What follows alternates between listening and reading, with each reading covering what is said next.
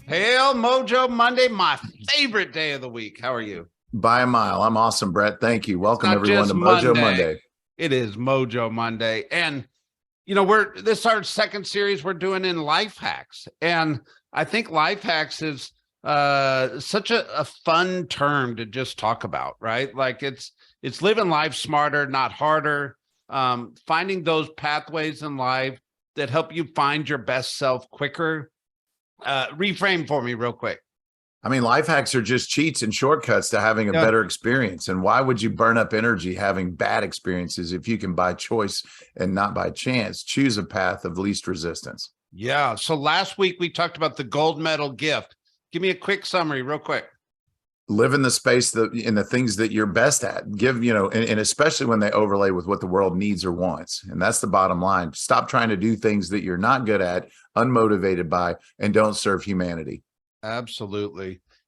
Today's a tough one. Today's life hack is don't harbor a grudge.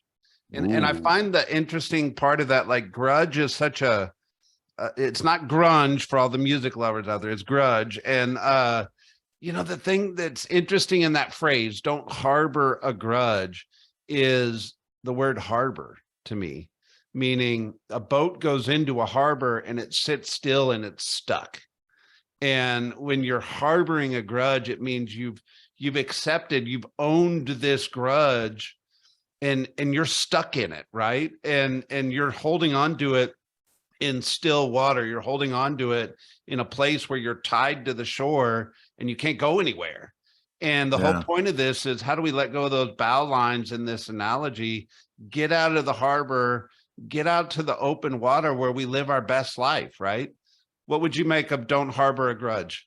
Yeah, to me, so that's a great example and analogy, just being stuck in a spot and there's, still waters move nothing. And the thing about progress is if you're not progressing, you're probably regressing on some level because the rest of the world's still moving forward.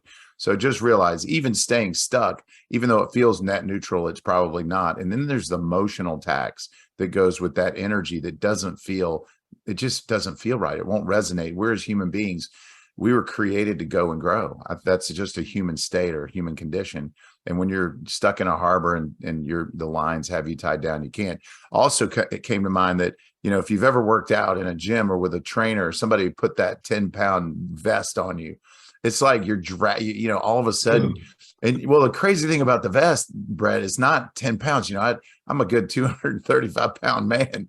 10 pounds is, what is that, 5% maybe? Yeah. And so, but it feels like 50%. And so little things are big things when you're dragging weight that's unnecessary. And it's almost like an anchor going back to your harbor. If you drop your anchor, you're not sailing fast or far. So the debilitating part of grudges is that you're literally dragging an anchor. Yeah. And that vest over time gets heavier and heavier and heavier, right? Yeah. Well, and as you know, too, when something's not going well, human nature is to hyper obsess about it. And, there's a bold law, the things you stare at become bigger, so it becomes almost omnipresent. Right. If you've ever had a sliver, in your finger, I don't know about you. And if you ignore it, after a while, it goes from a little bit of a squeak to a roar if it starts to annoy and irritate. Yeah. Here's the definition of grudge compared to the definition of forgiveness. Because to me, in my head, they're a little bit the same, right? Where the dictionary says forgiveness is to stop feeling angry or resentful towards someone for an offense, a flaw, or mistake. Where a grudge is a persistent feeling of ill will or resentment resulting from a past insult or injury. Like you were harmed. Yeah. Well, the hard part there is if you were genuinely harmed, there's the emotional baggage of feeling, dishonored. And as bad as that is, the problem is this: it's not that you were harmed or dishonored. I mean, that's not good and that's unacceptable. But the energy you're feeling inside is self-controlled and you allow it. And that's something that, I think we're going to talk about this, what strategies could you employ to release that energy? Because, there's a saying that, when you hold ill, you have a grudge or you fail to forgive, you're giving up rent-free space in your head and heart to an issue or circumstance and you're not getting paid for it. All it is a tax on you and your emotional state and your intellectual and your mind and your heart. And the reality also is it's rare that people on the other side that, harmed you, they probably don't even know. They're not carrying. It would be one thing if they were carrying an equal amount of discord and it was an even outcome and everyone paid the price for a bad moment, but it's usually not that way. And usually we hold grudges against ourselves more than others, in fact, and that's a whole nother conversation. Yep. So I think we got two conversations ahead of us here. Is we typically do it to ourselves first. And it's actually, I would say just holding a grudge is one times damaging, but holding a grudge against ourselves is two times damaging because we're feeding our own fire, right? And then obviously we're holding a grudge against others, but let's talk about holding it against ourselves first. Yeah, I mean, we all make mistakes. We're human and we're on a human path. And, self-love and self-care has become a real hot topic, and rightfully so. And, I'm convicted in the belief, Brett, that you can't give away what you don't have. So if you're harboring ill will and bad energy, that's, we're mirrors as well. We're going to get back what we put out. And so that's where I think we kind of begrudge ourselves, knowing that we're not making the world a better place or adding value because of our mental state. And then you punish yourself because of your own internal, and it's this cycle, and it's a dangerous cycle, and it's not uncommon at all. I mean, especially in a world where perfection is so honored and loved and adored, and perfection is just not a reasonable pursuit, but progress is. And so part of the process is, how can you forgive yourself more often? The better you are at forgiving yourself, the better you'll be at forgiving others. And it's a poison, and it takes a skilled practice and approach. I don't think it just happens organically for most people in a society where, again, being right is so important. The unfortunate or fortunate, depending on what side of the coin you're on this, it's a learned behavior that consistently repeats it and becomes programming. So if you're programmed to beat yourself up or hold these ill wills against yourself, you're reinstilling that program in your file, and it keeps going. And yet, if you become the person that lets things go or moves forward in life, you actually start to program yourself to do that more too. So yeah, you're exactly right. Yeah. So it gets caught up in a cycle, right? Yeah. I read an article this week by Kobe Bryant. In fact, it was, the famed basketball player who passed entirely too soon. But at one point, he almost quit basketball because he had a run of shooting in his game. I guess he was really young. I'm sure of it, because he went home to talk to his dad about it. So let's say it's high school. But the story went that, he missed like all of his shots for a game. And he's like, I don't think I have it. I can't do this. And his dad. So the cool thing is you can positively impact someone else in this state. And this is an example. He said, I will love you no matter what. Keep shooting. I'll love you no matter what. And so he had permission to fail, which then became and then the storyline is it's through that failure that you adopt and develop an element of mastery. And then that's really what feeds the human condition and soul, is progress and improvement and potential. Those are inspired states, not self-condemnation and disappointment. And so at the same time, he said, how did that conversation with your dad evolve into who you are today? Probably, top 2 or 3, name it, maybe even the best basketball player of all time in his era. And he said, well, 2 things. One, I was given permission and knew that I wasn't letting people down because I was transparent about my fear. And I opened it up, and it's like you put light on it, and all of a sudden the elephant in the room goes away when there's an issue or thought, and you illuminate. It's like the fear of the unknown in the dark is way more daunting than what's lit up. And then the second half is I adopted a short-term memory. And when you read on, he said, I quit. I just didn't carry it with me. Like, I let it go. That was today. Today's gone. Tomorrow's another day. Yep. And so a short-term memory and permission to fail forward is a beautiful gift to yourself. 100%. Michael Jordan in The Last Dance talked about how he can't be harboring the thought of missing the last shot the next time he shoots the next shot, right? Like, you got to let it go. You got to let it go. And it's a practice. You said it too. Dr. Dispenza, Joseph Dispenza, wrote a cool book. What's it called? I just went blank on it, but if you look it up, it's like Dispensa, his last name. But he said, these thoughts become repetitive habits, and at some point become your personality.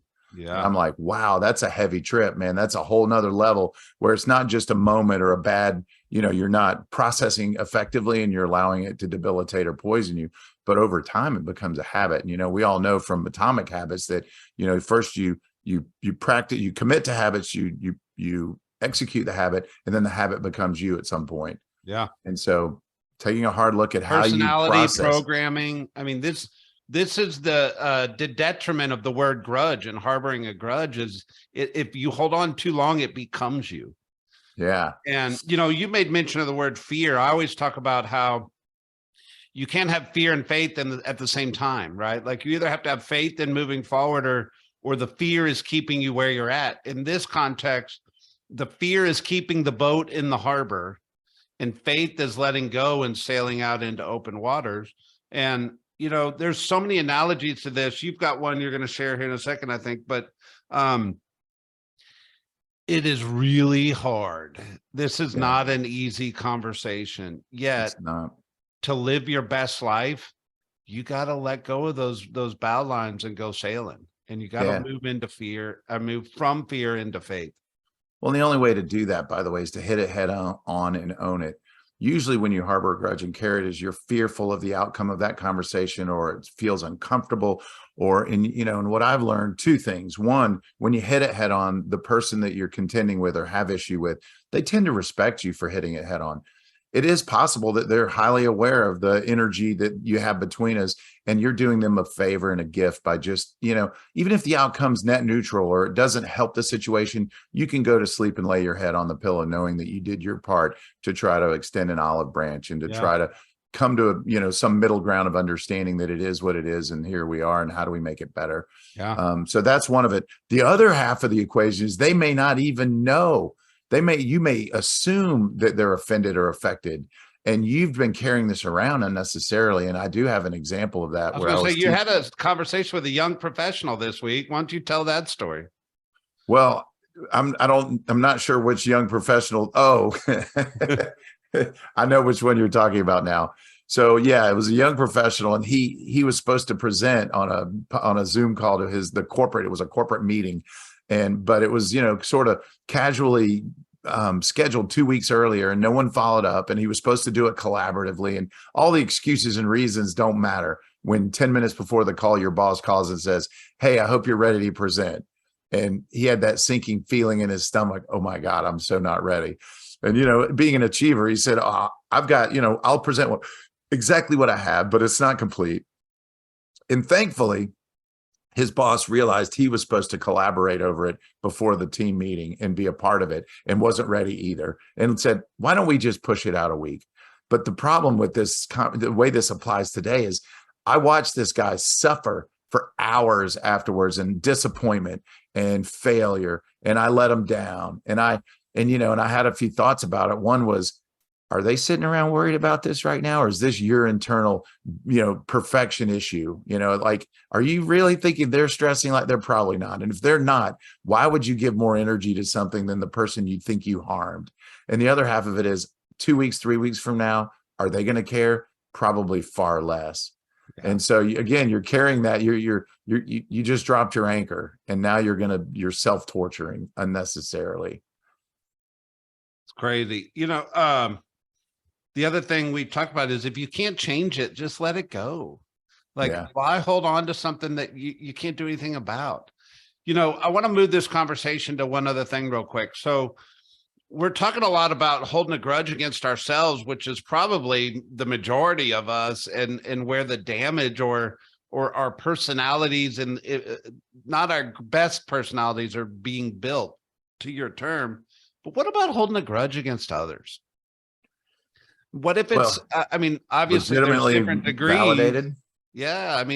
But sometimes we hold grudges against those people that are closest to us. Yeah. And it gets real slippery if it's, like a significant other. They do something that you feel dishonors you, or a sibling, or family member, or just an inner circle friend. And honestly, it has happened. And especially in the world of, where if you're in a sales environment where you have lots of clients, it's not if, it's when someone dishonors you. They go list their house without you, or for sale by owner, or they, break a contract, or, and the relationship's hindered for probably forever. There's a dent in it.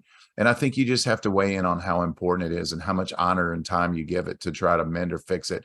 But I'm here to tell you today, the entire universe doesn't deserve you. Not everyone deserves your head, heart, and your intention.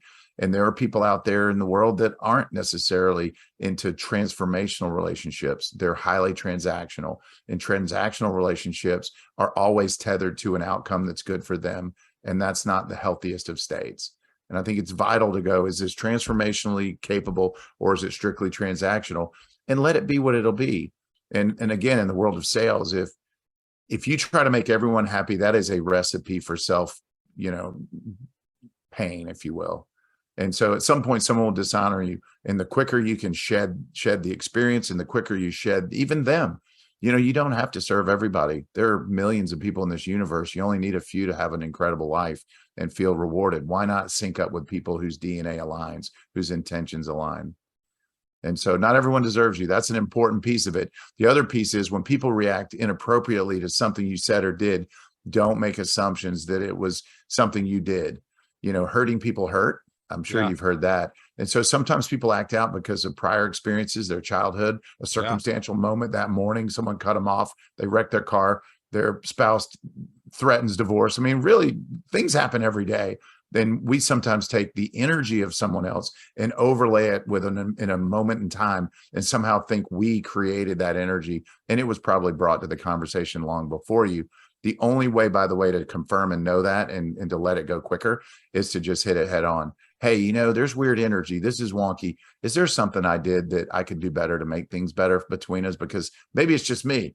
And then let them tell you if it's really a problem. And then if it is, go to work on it. Yeah.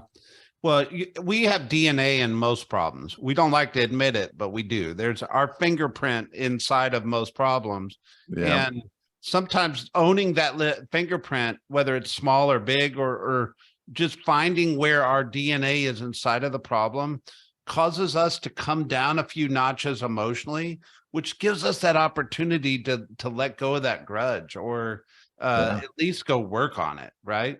Well, when you've done your best, I mean, what more can you do? Honor the reality that you did your best. 100%. Well, Rick, this has been a great conversation. I was actually a little nervous about this one. I was like, it's not super uplifting, and it's certainly talking about some stuff that holds us back in life. But remember, this is about life hacks. It's about how do we go live a big, amazing life, and with our lines tied to the shoreline in a harbor, we're not going to do that. You're not. And so maybe I was just going to say, you can't hold two energies at the same time. You can't hold resentment and anger and happiness and potential and joy. And so, choice, not chance. You've got to analyze, is it serving me or hurting me, and make conscious choices. So although this is a weird, kind of a wonky conversation in general, which I love, by the way. Why wouldn't you? I mean, this is where this is authentic and real, right? We're transparent, and pain is real. And there are seasons and reasons for pain, but the longer you drag that along, the less chance there is to replace that energy with positivity and potential. And a life well lived is full of positivity and potential. So find that place and then start shedding the weight of regret, remorse, and ultimately grudge. The gift of forgiveness is your gift, not necessarily the receiver. There you go. Let go of those bow lines. There it is. Mojo Monday, my friend. Mojo Monday. We love you guys. Make it good. All right.